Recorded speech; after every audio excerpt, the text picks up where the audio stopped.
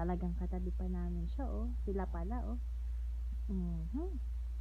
Ano kaya yung humihilig sa kanilang tatlo?